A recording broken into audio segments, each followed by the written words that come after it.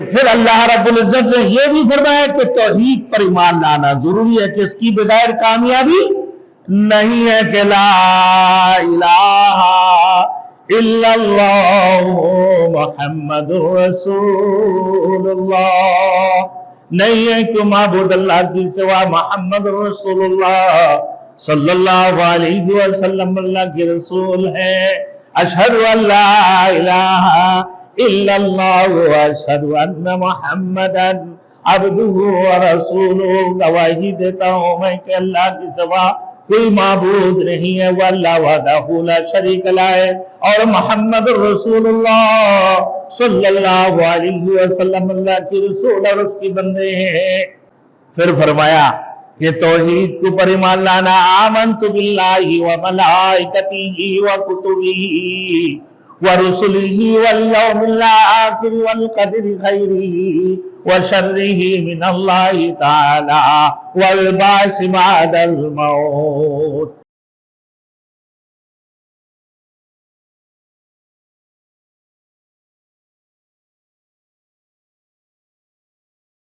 Thanks for watching. Don't forget to like, comment, share and subscribe to Maulana Habibullah Ruhani Official. الحمدللہ وکفى وسلام علی عباده الذین اصطفى، اما بعد فاعوذ باللہ من الشیطان الرجیم، بسم اللہ الرحمن الرحیم۔ وَيَقُولُونَ مَتَى هَذَا الْوَعْدُ إِن كُنتُمْ صَادِقِينَ قُلْ إِنَّمَا الْعِلْمُ عِندَ اللَّهِ وَإِنَّمَا أَنَا نَذِيرٌ مُبِينٌ۔ صدق اللہ المولانا العظیم۔ میرے محترم دوستوں اور بزرگوں، پہلے آیات میں سورۃ الملک کی اللہ رب العزت نے ان انعامات کا ذکر فرمایا جو انسان پر کیے ہیں۔ اللہ نے انسان کو وجود بخشا، اور اس وجود میں تین بڑی نعمتیں عطا فرمایا۔ آنکھ، کان اور دل، تین چیزیں عطا کی۔ یہ اللہ کی طرف سے بہت بڑی انعامات ہے۔ کان سے سن کر انسان معلومات حاصل کرتا ہے، یہ علم کا بہت بڑا ذریعہ ہے۔ اگر سنے نہیں تو علم حاصل ہی نہیں کر سکتا ہے، سننا ضروری ہے علم کے لیے۔ اسی طریقے سے دیکھنا بھی ضروری ہے، اسی طریقے سے سوچنا، تفکر و تدبر کرنا۔ ایمان کے لیے دل، جو ایک گوشت کے لیے تھوڑے ہیں دل کا ٹکڑے، یقین کے لیے، قیامت کے اوپر ایمان لانے، قیامت کے اوپر یقین کرنے، موت کے اوپر یقین کے لیے، یہ کیا ہے؟ دل کا بہت بڑی کردار ہوتے ہیں۔ دل جس طرف مڑتے ہیں آٹومیٹکلی انسان اسی طرف مڑنے لگتے ہیں، اسی گوشت کے لیے تھوڑے۔ اگر ایمان کی طرف لوٹ کر آیا، اللہ وحدہ لا شریک لہ کی طرف لوٹ کر آیا، موت اور قیامت کی طرف لوٹ کر آیا کہ قیامت ایک برحق ہے، موت برحق ہے، آخرت برحق ہے، کہ جس نے یہ کائنات کو بنایا وہ اللہ کی ذات ہے، وہ رحمان ہے، وہ رحیم ہے، وہ خالق اور مالک ہے، وہی اللہ کی ذات قادر ہے۔ انک علی کل شیء قدیر، اسی کی مشیت سے، اسی کی حکم سے، اسی کی ارادہ سے پورے کائنات کی سب کام ہوتا ہے، اس کے علاوہ کچھ نہیں ہوتا۔ یہ دل ایکسپٹ کرتے ہیں، اور اسی دل سے اخلاق، اسی دل سے تمام عزائم، تمام چیزوں کے مرکز کیا ہے بھائی؟ وہ دل ہے۔ اور قوت عاملہ بھی یہی سے اٹھتی ہے، کوئی قوت عاملہ یہیں سے اٹھتے ہیں اور ایمان یہیں سے ہوتا ہے. کفر و شرک کا تعلق بھی دل کی ساتھ ہے. یہ نعمتیں عطا کر کے اللہ تعالیٰ نے ارشاد فرمایا قُلْ هُوَ الَّذِي ذَرَأَكُمْ فِي الْأَرْضِ وَإِلَيْهِ تُحْشَرُونَ. پھر پورے کائنات کے اندر اللہ رب العزت نے تمہیں پھیلا دیا. کوئی امریکہ میں ہے, کوئی کینیڈا میں ہے, کوئی چین میں ہے, کوئی جاپان میں ہے, کوئی ملیشیا میں, کوئی پاکستان میں, کوئی بنگلہ دیش میں, کوئی سری لنکا میں, کوئی کٹھمنڈو میں ہے, بھائی پوری دنیا کے اندر, کوئی عرب ممالک کے اندر ہے. پوری دنیا میں انسان کو پھیلا دی. لیکن اللہ نے پھر فرما دیا آپ یہ نہ سمجھے کہ تمہیں اللہ نے پھیلا دیا پورے کائنات کے اندر, پھر تم دوبارہ اسی کی طرف لوٹ کر جاؤ گے, اسی کی طرف وَإِلَيْهِ تُحْشَرُونَ, اسی کی طرف لوٹ کر جاؤ گے. جس رب کائنات نے تمہیں بڑی انعاماتی عطا فرما دی, بڑے انعاماتی عطا فرما دی ہے, سننے کے لیے کان, دیکھنے کے لیے آنکھیں, سوچنے تفکر تدبر کرنے کے لیے دل کا گوشت کی لتھوڑے عطا فرمایا. پھر انسان کی ضروریت کی چیزیں, کھانے کے لیے خوراک, پینے کے لیے پانی, رہنے کے لیے مقام, جگہ. پھر اس کی بعد انسان کو اللہ رب العزت نے کیا عطا فرمایا؟ ایک وجود جو صحت مند, ایک وجود صحت مند. اگر صحت نہیں ہے تو کچھ نہیں ہے. مگر میں نے پچھلے جمعہ کو بتایا کہ ہمارے بڑے بڑے یہاں سیاسی پارٹیوں کے اندر 3 منشور تو لازمن ہے, ایک کو چھوڑ دیا. خوراک ہے بھائی, کہ روٹی ہے, کپڑے ہے اور مکان ہے, اور پانی نہیں ہے. اللہ نے تو پانی بھی عطا کی ہے. آج کی یہ پانی کا آخری حصہ آج کی آخری آیاتوں میں ہے قُلْ إِنْ أَرَأَيْتُمْ إِنْ نَصْبَحْ مَاءَكُمْ غَوْرًا فَمَنْ يَأْتِيكُمْ بِمَاءٍ مَّعِينٍ. اللہ نے بے شمار تم دیکھو گے اللہ نے پانی عطا فرما دی ہے. کوئی چشموں کے ذریعے سے, کوئی تالاب کے ذریعے سے, زمین کے نیچے بارشیں اتارتے ہیں اللہ رب العزت, برساتے ہیں اسی کے ذریعے سے. کہیں 10 فٹ کھودو تو پانی آتا ہے, کہیں 20 فٹ کھودو پانی آتا ہے, کہیں 100 فٹ 400 فٹ بھی کھودنا پڑتی. آپ دیکھیں کہ اللہ وہ ہے جس نے تم کو پورے کائنات میں پھیلا دیا ہے. سب کچھ جو تمہیں عطا کی ہے, پھر اسی کی طرف لوٹ کر جانا ہے. پھر اس سے پہلے اللہ نے فرمایا میرے دوستوں کہ موت اور حیات پیدا کی ہے. موت اور حیات کی پیدائش کس لیے؟ الذی خلق الموت والحیات لیبلوکم ایکم احسن عملا. حیات اور موت کس لیے ہے؟ تاکہ تمہاری آزمائش, تمہارے امتحان اور تمہارے ابتلا کے لیے, تمہارے ابتلا کے لیے اللہ رب العزت نے بنایا حیات اور موت کہ کون اچھے عمل کرتے ہیں اور کون برے عمل کرتے ہیں, تاکہ کل قیامت والے دن اس کی فیصلہ ہو جائے کہ کون اچھا عمل کرتا ہے, کون برے عمل کرتے ہیں, کون کتنی عمل کرتے ہیں.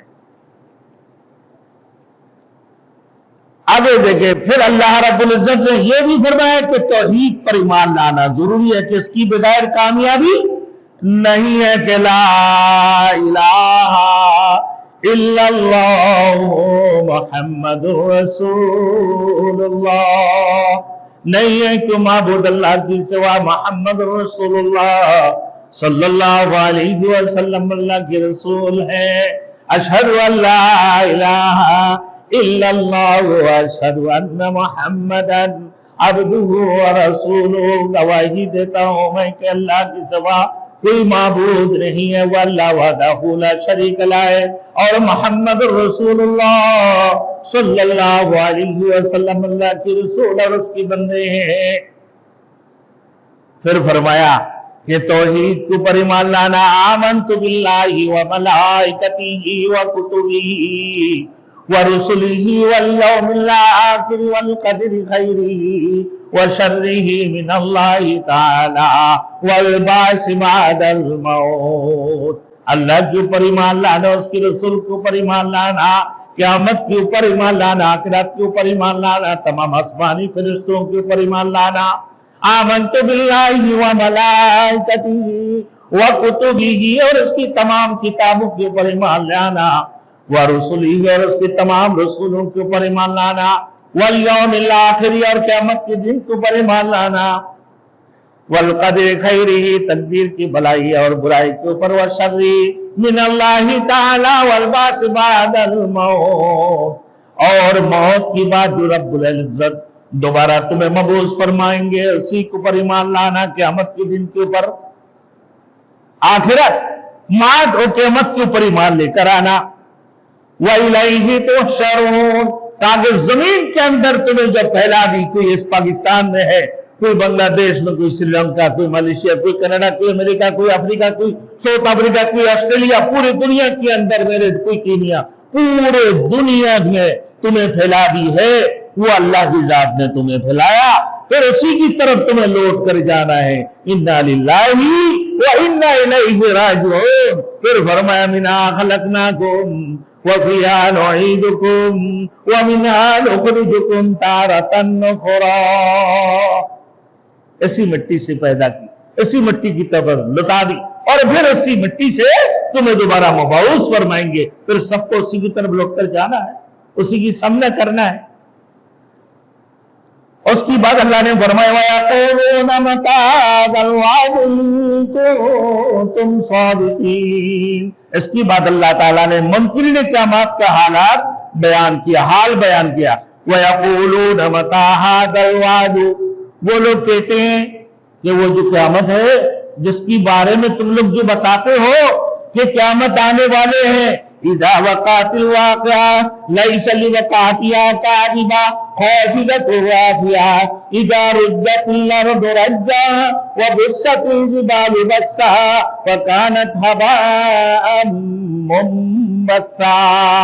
وہ یقیناً قیامت آنے والے ہیں جس میں کوئی شک و شبہ کی گنجائش نہیں ہے، وہ یقیناً برحق ہے.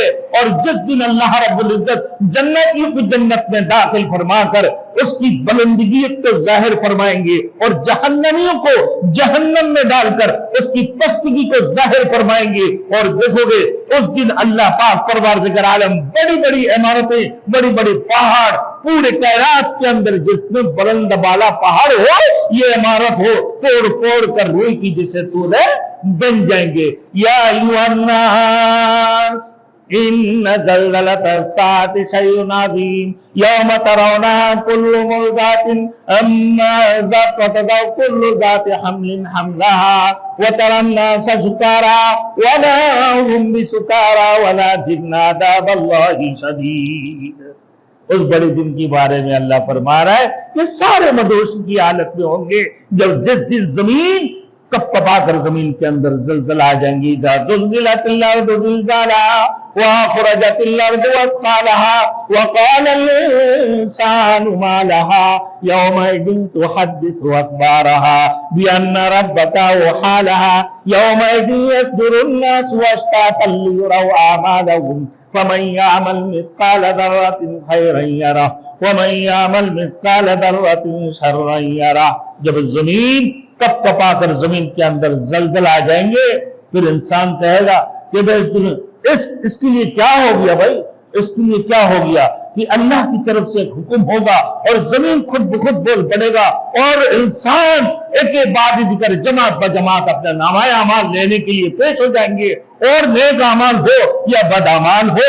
وقال ما لهذا الكتاب لا يغادر صغيرة ولا كبيرة الا احصاها. کوئی بھی بڑے سے بڑے اعمال ہو، بڑے سے بڑے گناہ ہو، تمام تر چیزیں تمہارے نامہ اعمال میں اللہ رب العزت پیش کر دیں گے. کوئی بھی چیز باقی نہیں رہے گا، بلکہ تمہارے پوری اعضاء تمہارے خلاف گواہی پیش کر دے گا، تمہارے خلاف گواہی پیش کر دے گا، حمایت میں ہو یا تمہاری خلاف ہو.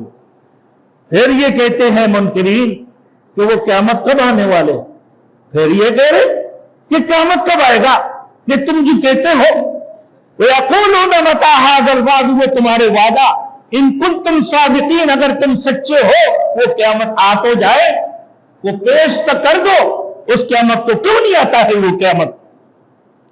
जवाब में अल्लाह रब्बुल इज्जत खुद जवाब फरमा रहा है, आए मोहम्मद रसूलुल्लाह, आए मेरे प्यारे नबी, अब इन्हें कह दे, इन्नमल इल्मु इंदल्लाह, कुल इन्नमल इल्मु इंदल्लाह।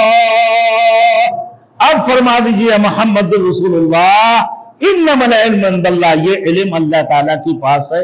कब क़यामत आएगा, कब क़यामत कायम होने वाले हैं? मुझे वक़्त क़यामत का इल्म नहीं है, मुझे तो अल्लाह ने सिर्फ इतना इल्म दिया है कि मैं क़यामत आने वाली है कि मैं इसकी मुताल्लिक तुमको डराता रहूं, मैं तुम्हें डराता रहूं कि बाकी मेरे पास और कुछ नहीं है, मैं सिर्फ तुम्हें डराने वाला हूं। इन्नमल इल्मु इंदल्लाह व इन्नमा अना नज़ीरुम मुबीन, मैं तो सिर्फ तुम्हें खुल्लम खुला डर सुनाने वाला हूं, बाकी मैं और कुछ नहीं हूं। दूसरी जगह में फरमाया कि सकुलत फिस समावाति वल अर्दि ला तातीकुम इल्ला बगता, एक बड़ी भारी बुजल खबर है और ये तुम्हारे पास अचानक ही आएगी। यकीनन लोग गफलत में पड़े हुए होंगे और क़यामत अचानक बगदतन आ जाएगी, यकीनन इसमें कोई शक नहीं है।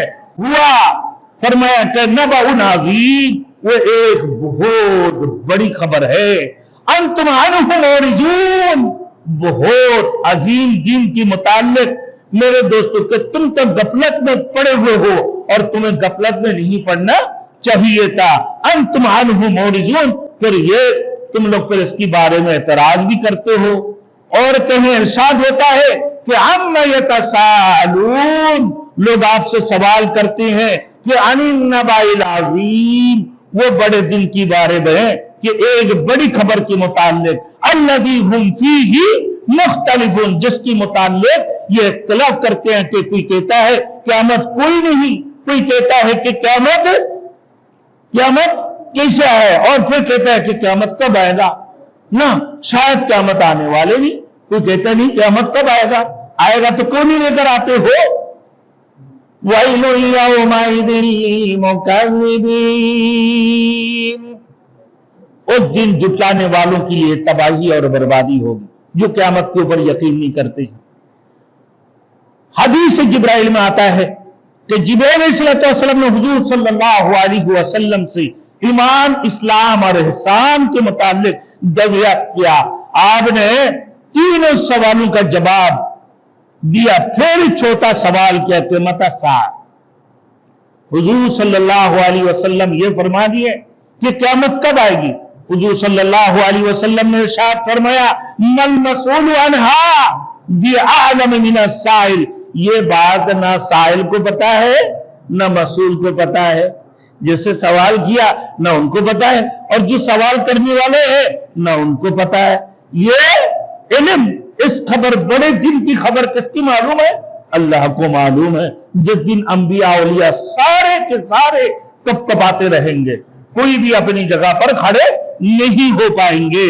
अल्लाह ने फिर फरमाया, इंदहु इल्मुस साअ, क़यामत का इल्म सिर्फ खुदा ताला के पास है, ये खास चीजों में से है, इसकी वक़ू की घड़ी किसी को नहीं बताई अल्लाह रब्बुल इज्जत ने, उसकी इल्म सिर्फ अल्लाह को मालूम है।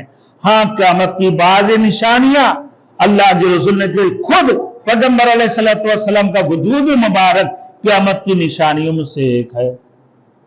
अब वो कहते कि आपने फरमाया कि अना वस्साअतु लहातैनी, मैं और क़यामत इस तरह आगे पीछे, मैं और क़यामत इस तरह आगे पीछे हैं, मैं पहले, मेरे पीछे क़यामत। मतलब क्या है?